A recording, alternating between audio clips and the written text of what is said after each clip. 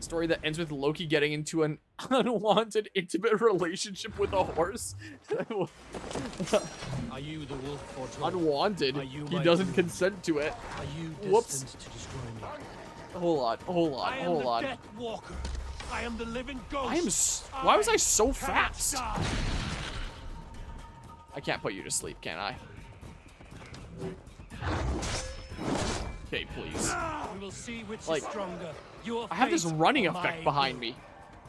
Did I always have that running effect behind me when I ran? Or am I, like, extra fast in this mode or something? Yeah, unlike most bestiality, it's Loki who didn't consent. What? I'm gonna be honest, I hit that by accident. Can I not set you on fire? Are you fireproof? You go up the... No, you didn't go up the wall. No. Wow, single part of my hoodie that I wanted to pull out there. Please. What?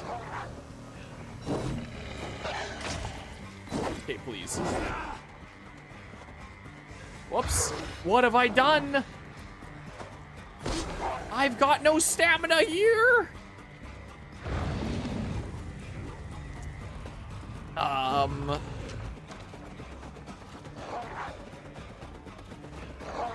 I keep hitting that way too early.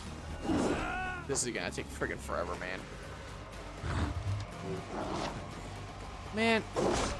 Whoa, that buffered from forever ago, didn't it? What the? Nah, you're going to do into that thing. And then Loki gave birth to an 8-legged horse named Sleipnir, and Odin was like, oh, fuck yeah, and took Sleipnir as his mount? What the heck? I hit the parry button, I swear. Dang it, I keep doing that way too early there. Oh my god, this sucks, man. Ammo is full. Is there an arrow on the ground here or something? I can't reach you. Okay, just be aggressive and learn the attack patterns here. Okay, so yes, Odin rides into battle on the back of his own nephew. Okay. Oh my god, you just keep spamming that.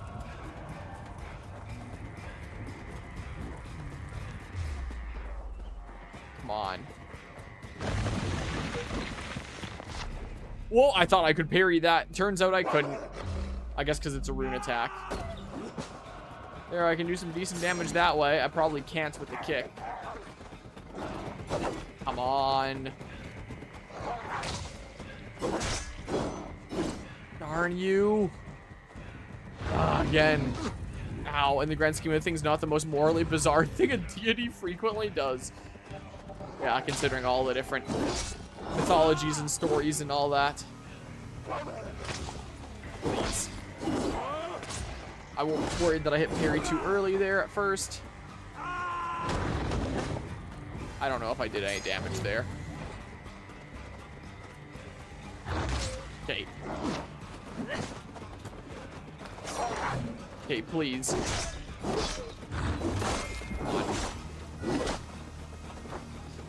Just slow and steady with this. Man.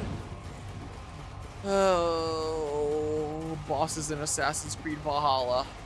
Can you go somewhere else? Oh my god. So yeah, don't try to parry that one. Oh, can I not damage you while you have the little shield thing on your health? Oh, the shield thing's gone. So I can damage you now. Bonk. Okay. Yeah, so I can dodge that kind of early. Just be out of the way. Come on. Here we go again. Also, I'm 99% sure this wolf is meant to be Fenrir. The Lost Wolf. Oh. Oh, what bite? Come on, please. Stop. Stop. That's that first bar down. Oh my god, man.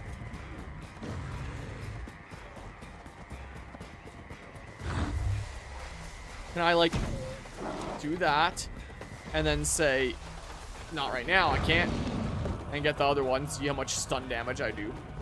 Wasn't, when I was gonna take that brew at the beginning to start the Asgard area, didn't it say recommended power 90? The Lost Wolf power 306, huh? Recommended power 90, huh? Was that top 10 lies in video game history, or what the heck was that? Oh my god, there's new attacks now.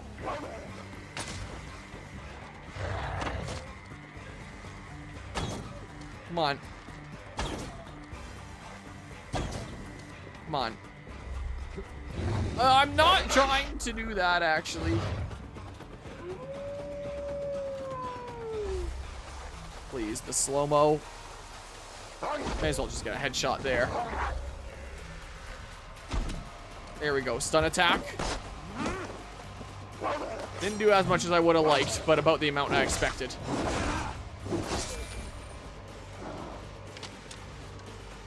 Okay, there's lots of arrows around here. I should use arrows more. My arrows are actually doing good damage. Man, you love doing that, don't you?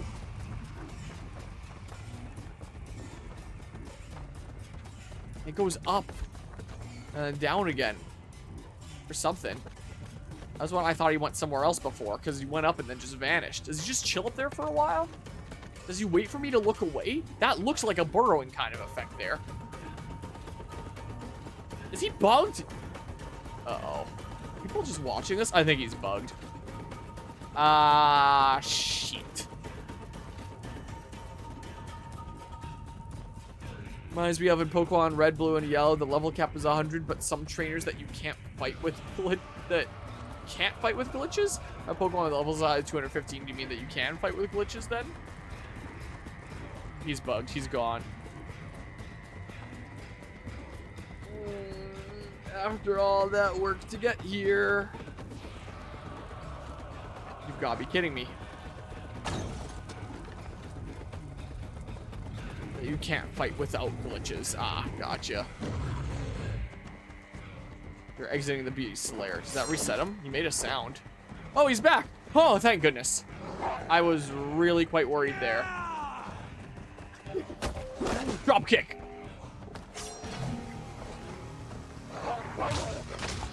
Okay, come on. Come on. Come on. If I spare your life, will you do the same?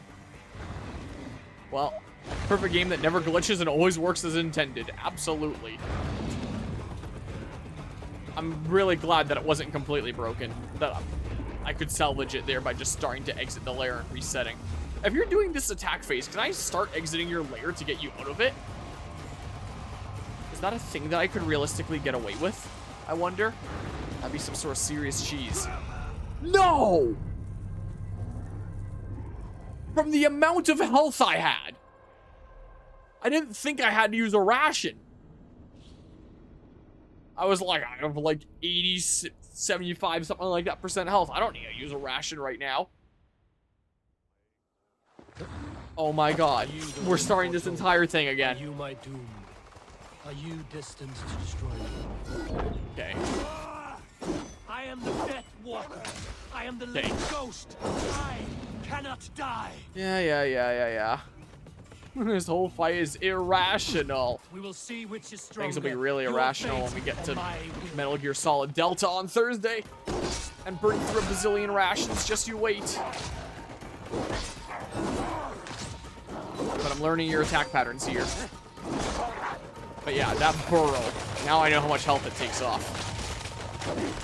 So if I don't have like 90% or more health, I ration. Oh my god. That is absolutely insane, the amount of damage it does.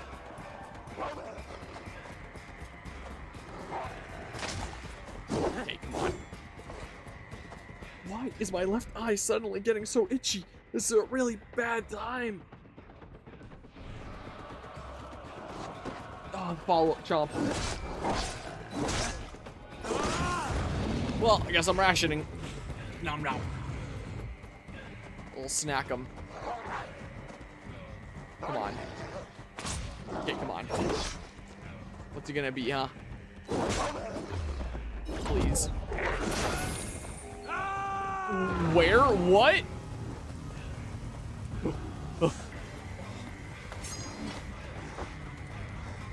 Please, no. I really don't want to get hit by that one. Hey. Come on. Okay, come on. I got my parries do damage now, just because in a fight like this, it'll do lots of chip damage when you consider the overtime here, how long this takes. So yeah, I forgot that Metal Gear Solid Delta was a thing. I'm sure a lot of people did. But yeah, both it and Kirby and the Forgotten Land Nintendo Switch 2 Edition Star-Crossed Worlds comes out this Thursday. So I figured I'd get the Switch 2 upgrade for Kirby and the Forgotten Land, which, when did that come out again? Like 2023? I played it like 2 years ago or something or other. Now it has its new, essentially, DLC of Star-Crossed Worlds, so I'll play that. And I'll play Metal Gear Solid Delta. So I was playing through all the different Metal Gear games at various charity events. Solid Delta will be my one exception to that since it's like a new release, so I'll play it as a new release. But because I've been playing through all the Metal Gear games outside of that during LAN events, I was thinking maybe for Extra Life this year I should do Metal Gear Solid 4. Especially considering I did 2 at Extra Life 2 years ago. So doing the follow-up story-wise to 2 would be fitting to do it again at Extra Life, you know? Is what I'm thinking here. So all of the Solid Snake ones will be charity events then. And all the big boss ones will be, well, non-charity events, I guess. And just my own time. If I want to do the other ones on my own time there as well. Especially considering 5 is apparently, like, actually a decently chunky game and not something that I can just do in 24 hours. Unlike the other ones here, where I can. But I hear the MGS4 is really wacky.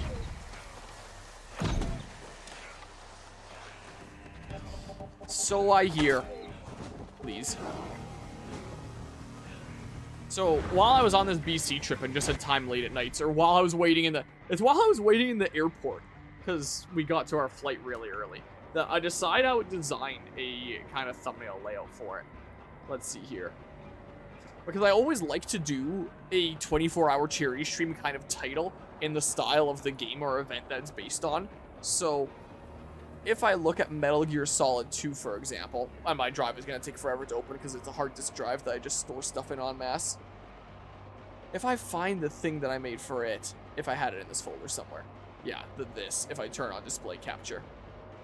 This was a thing that I had made here from when we were playing Smash Bros. So I had like the Smash layout and the Smash look of Snake there. Walker Pipe Guy rating with a party of 7 here. You know, it's funny, we were just talking about Extra Life, and then an Extra Life Dudo comes in here as saying Holy Car Raid, meaning presumably he was continuing with his own Extra Life fundraising adventure here with the Mario Kart shenanigans there. Have you had a lot to drink during this Mario Kart shenanigans so far? And how's it going, Walker Pipe Guy? Welcome on into Assassin's Creed Valhalla here. We were just talking about future Extra Life event stuff here. So Extra Life 2023, I did Metal Gear Solid 2. And I made this title for it that was in the style of the Metal Gear Solid 2 title, where it would say like tactical espionage action up there. And then like the subsistence or whatever the heck the title before the enhanced release later at the bottom would be here. And that's where I would say Metal Gear Solid 2 with the blue. So I did 24-hour charity stream 9 with the blue, Extra Life 2023 with the red, like the style of the MGS thingamabob there, live from West Edmonton Mall. So I won beer at the end. Nice, nice.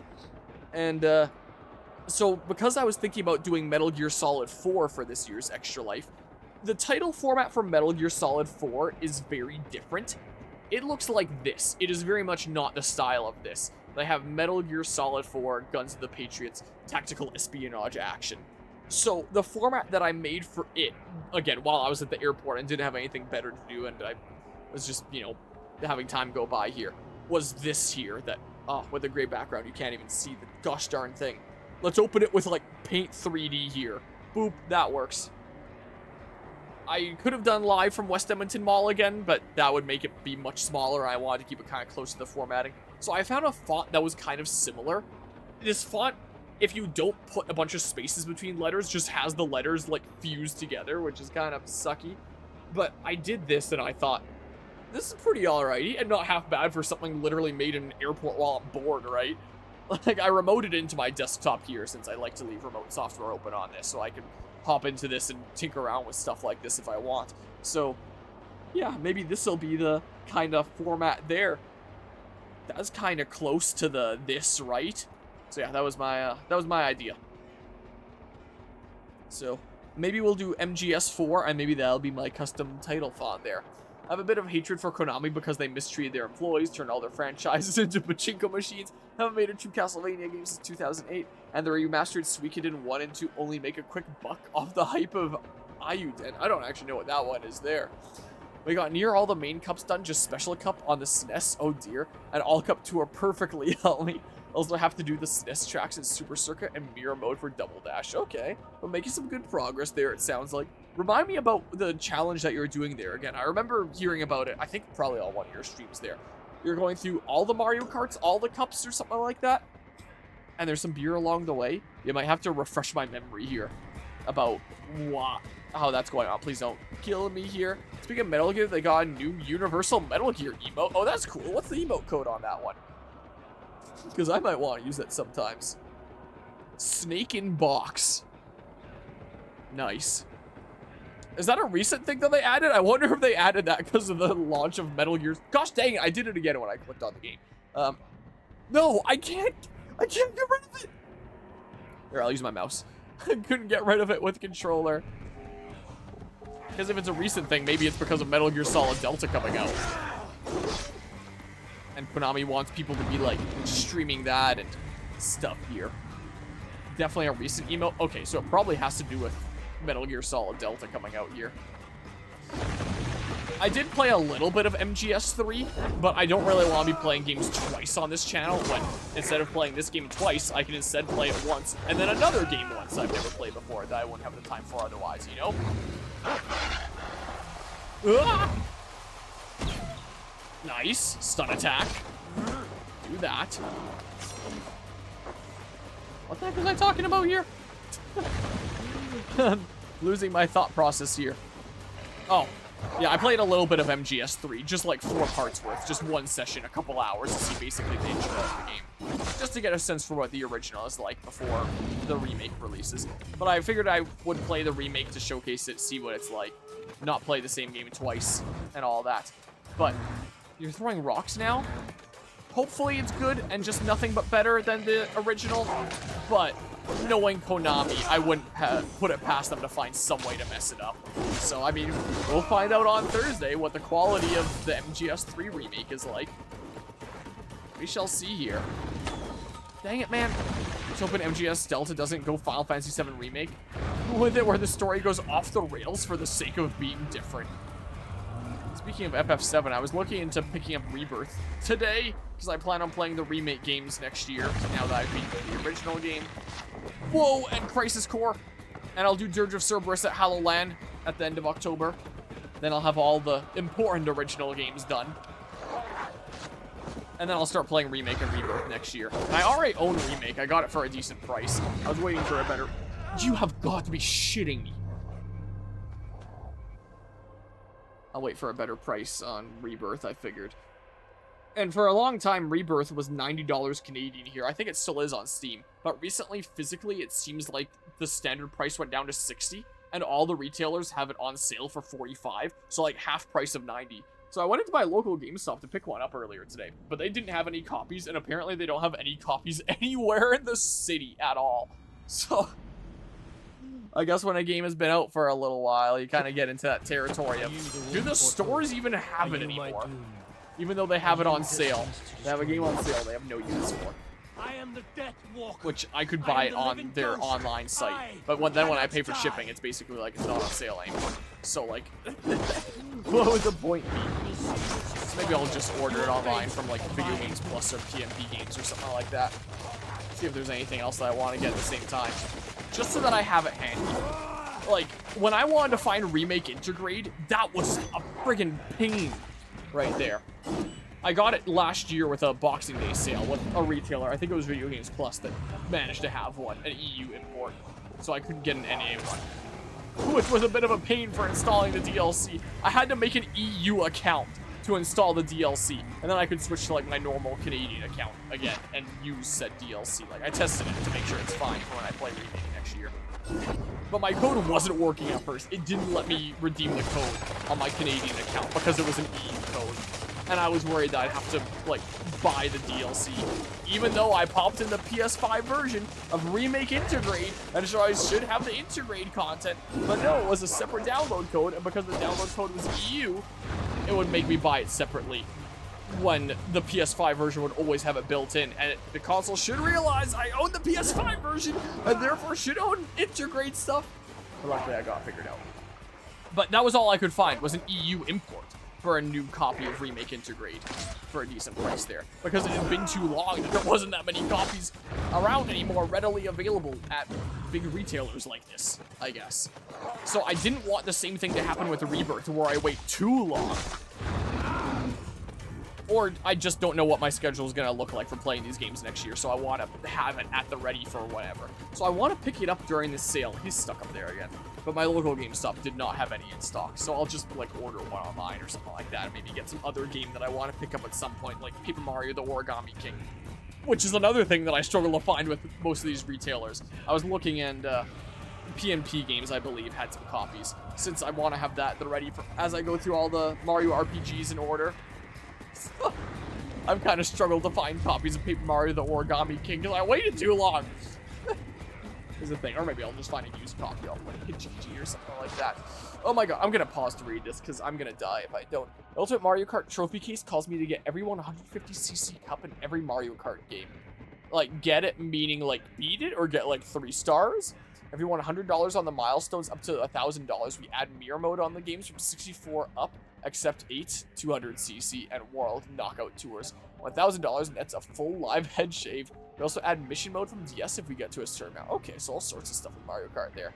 Now have 77 out of 88 done, so we're looking good for now. Have a week left to finish the challenge. What's the deadline for there? Something coming up there? Just beat not a total psycho going for 3 stars. Yeah, I was about to say, especially with the randomness of Mario Kart there. I'm interested where they're going with the remake trilogy, but at the same time, why the fuck did they need to change it to begin with? It doesn't been watching reviews of MGS Delta, and it appears to be quite faithful and story beats to the original voice audio files are even reused. Okay, so truly just kind of remastered that. And how's it going, Politico Stefan? Because, like, they clearly understand the original story of the original Final Fantasy VII, given that the characterization is perfectly true to the original game after, like, 2 decades of character derailment. But no, we gotta have plot ghosts and shit. I've heard about that. I'm kind of intrigued to see what that's all about when I eventually play them. And it's why I'm glad I played the original game first and could appreciate it as is there. And since I've beaten the original game, I've actually been checking out some interesting video essays on it, like...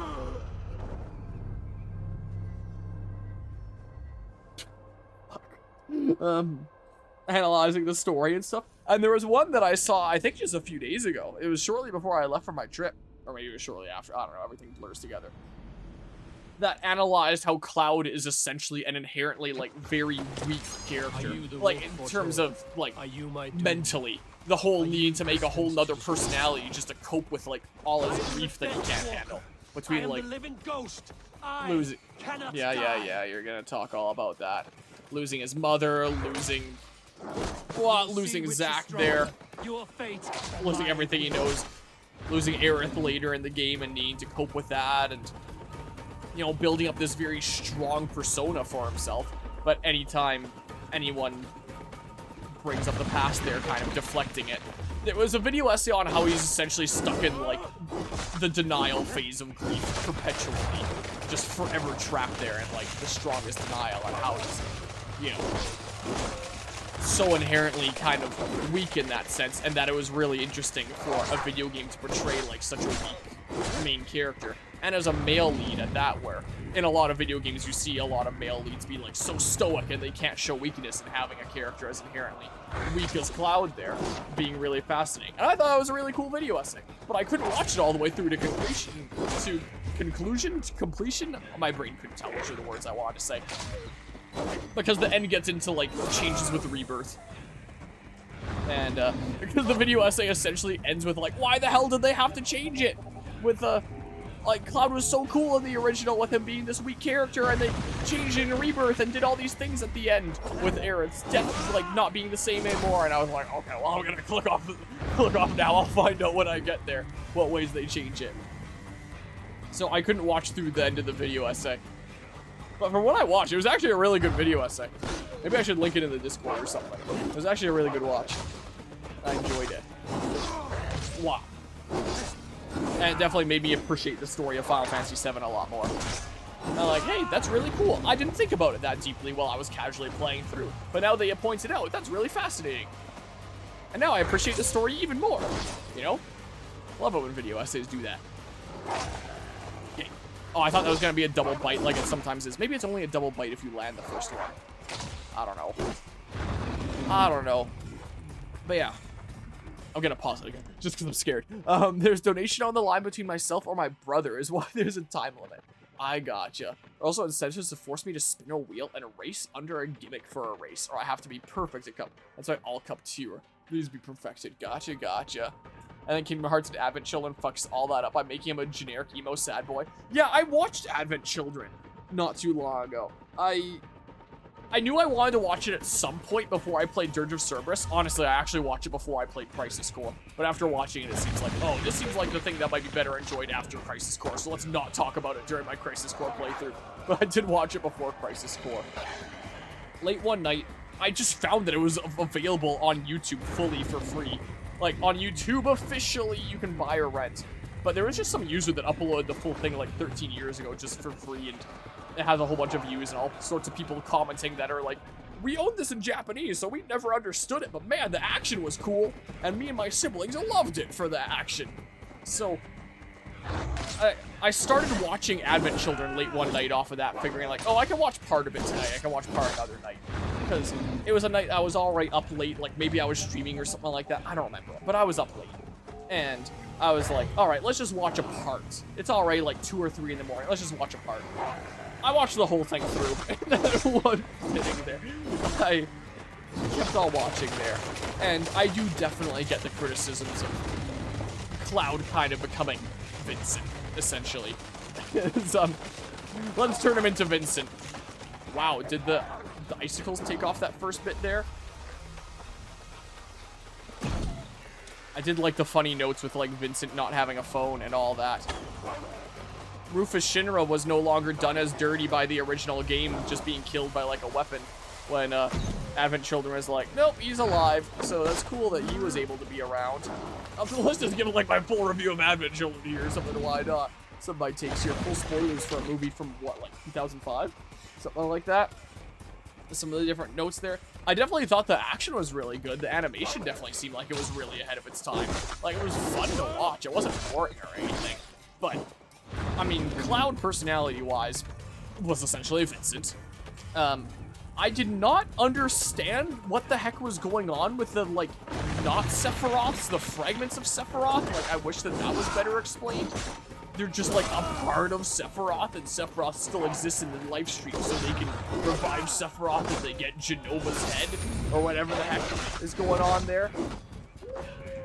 But like, these whole parts of Sephiroth appearing, I didn't understand that, and I needed to Google afterwards. What the hell even were these guys? Because I did not get it from just casually watching. But apparently they're like these fragments of Sephiroth, something or other. I don't know why Rufus Shinra needed to be all edgy, like in the cloak, don't show his face until the end, like super edgelord and stuff. And the whole change of tune with him wanting to start doing the right thing seemed like maybe a little bit out of left field, considering what in the main game of Final Fantasy VII, we have our differences, we're fighting, we're opposing forces, but then when the meteor's coming down to destroy the planet, you would think that us and the Shinra Corporation will put our differences aside and try to save the planet with, like, our powers combined, so that we don't, you know, all die here. But they're like, nope, we're just gonna, we'll find some way to solve it on our own, maybe, and you guys can just die. Like, what? So then them being like, oh yeah, we're gonna try to right those wrongs. Now, I felt a little bit out of left field, but like, hey, at least him and the Turks can be kind of good guys there. The reveal with him having Genova's head the whole time, was kind of badass, but it was equal parts badass as it was stupid. Like, there was, what's his name, Kadash or something like that. That's just like, oh yeah, we'll find Genova's head. We don't know where you kept it. It's probably under that fountain or whatever the heck. Let's just sick this summon over there and try to get Genova's head that's most certainly down there just so we can have like this badass battle sequence with all the party members from Final Fantasy VII. Whereas apparently Rufus just like had it the whole time. But instead of just keeping it a secret, like would be the smart thing to do so there's no chance of the enemy like getting it. Instead, he just like eventually stands up from the wheelchair, does the dramatic cloak reveal, and is like a good son would have known as he holds like Genova's head or whatever the heck in like some weird mystery box thing or bob, and throws it off the edge there, and they both plummet as he's like shooting at Kadaj, all cool. Like, so like it's cool, it's badass, but it's also so stupid. Like, what the heck? I don't understand, man. So there was that. Of course, battle with, like, Cloud and Sephiroth was cool, but also, like, okay, well, I guess they found a way to revive Sephiroth, like, the Genova stuff and whatever the heck there. You know, it seemed like an excuse to have a whole bunch of, like, badass cool stuff, and, like, the whole the sword that Cloud had, and the way that it comes out of, like, the motorcycle and stuff with all the pieces, that was cool. Not at all practical, but so cool. One of those things where, in fiction, you can suspend disbelief and not care about the practicality if it's badass. It is absolutely one of those kinds of situations. I thought it was cool. Animation was real cool there.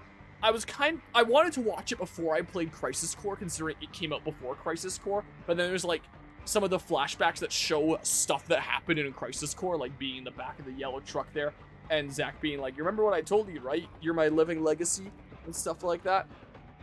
And I found out that apparently Advent Children was being written specifically for, even though Crisis Core wouldn't come out for a couple of years, it would kind of go hand in hand. And I think that's kind of cool. Like, so props to them for writing to account for something that hadn't even been released yet. Like, that's cool there. But yeah, I was quite surprised at a lot of things from Advent Children. Still, yeah, those were the biggest things that stood out to me. I like the costumes for Cloud and Tifa there. I thought those new costumes were really cool and badass. Nobody else really got all that way, and either didn't get all that much different costumes, or I didn't notice them because they didn't have all that much screen time, because they just essentially were there to help out with the summon that I forget what it was in the town there. Minus Vincent, that had a little bit of a role earlier when he saves Cloud and is like, I don't have a cell phone. The idea here is that in Kingdom Hearts, Cloud acts like an emo sad boy because originally his role in Kingdom Hearts was Vincent, but they changed it to Cloud at the last minute, and then Advent Children kept that characterization because the writers assumed more people would know Kingdom Hearts Cloud than Final Fantasy VII Cloud. Really? That's actually the reason for these things? Wow. Stop. At least that doesn't damage me that much. Whoa, please.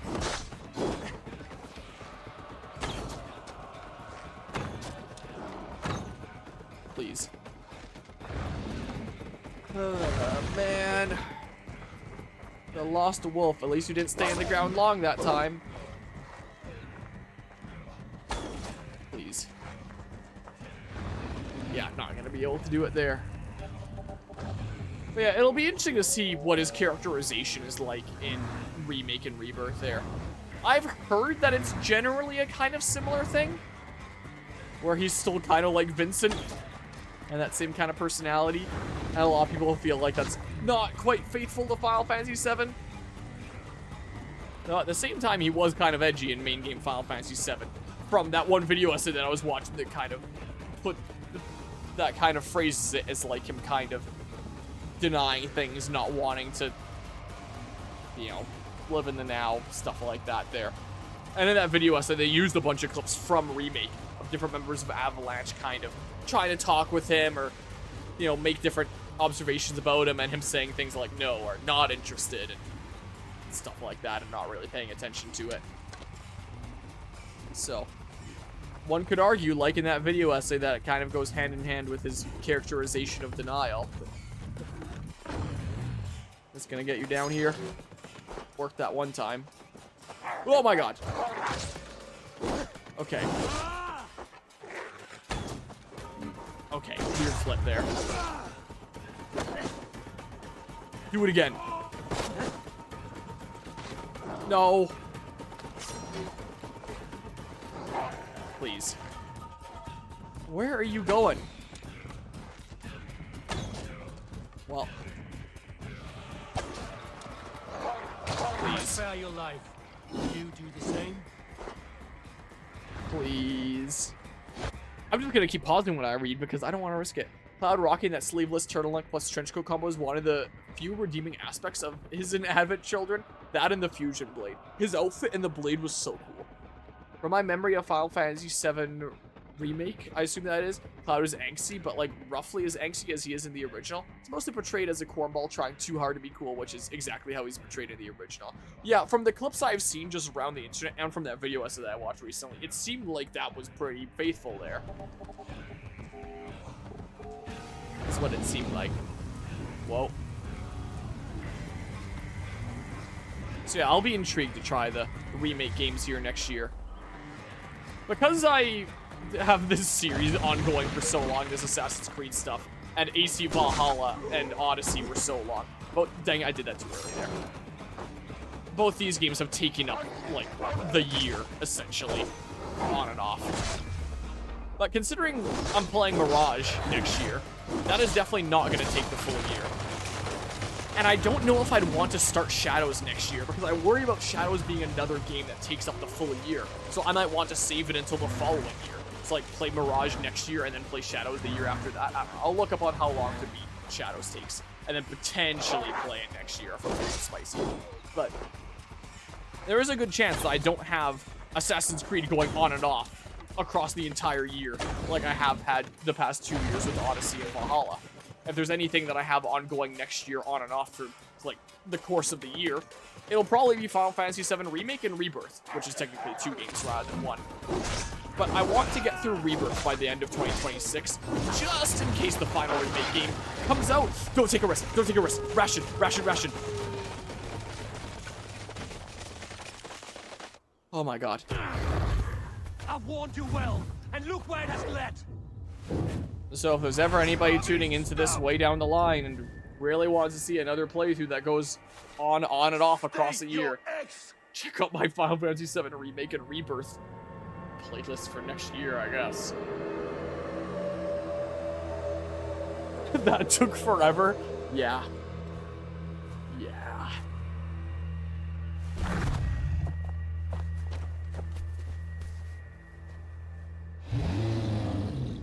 Out of my way, Loki!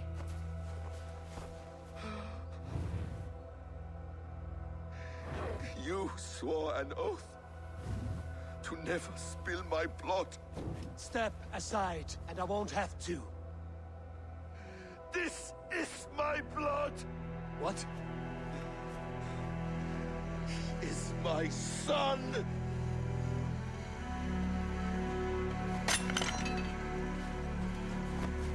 Bastard!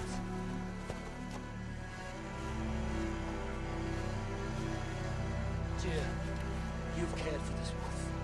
You will be his jailer. Take it to Ligby. Find it there. Make sure it never leaves the island.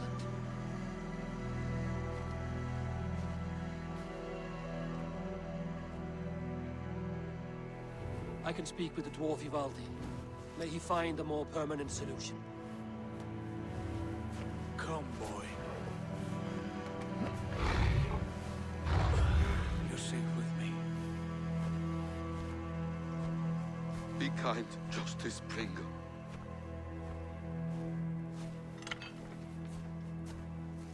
Loki, there will be a reckoning. Of this, I have no doubt.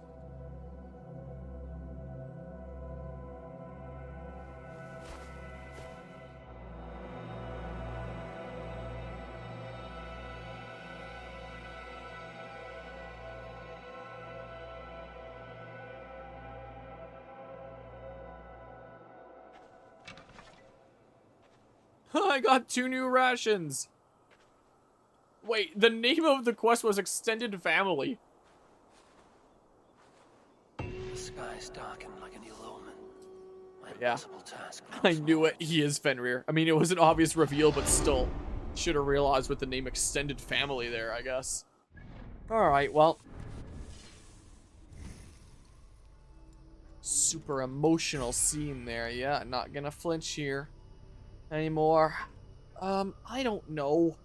I'm not gonna remember that I have that one if I get it. I mean, I guess I can get it and try to remember that I have it. So I'll get it next level up. When do I get more of these things? So in Norse mythology, Fenrir is Loki's son with a giantess. Fenrir has two siblings, a brother in Jormungand, the world serpent, and a sister in Hel, who is the ruler of the realm of the same name. Oh. Well, I'm learning things about Norse mythology this stream. Any more dialogue here? New quest, Forging a Bond.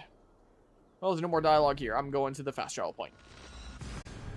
That's what I shall do. Yep, that took me a while.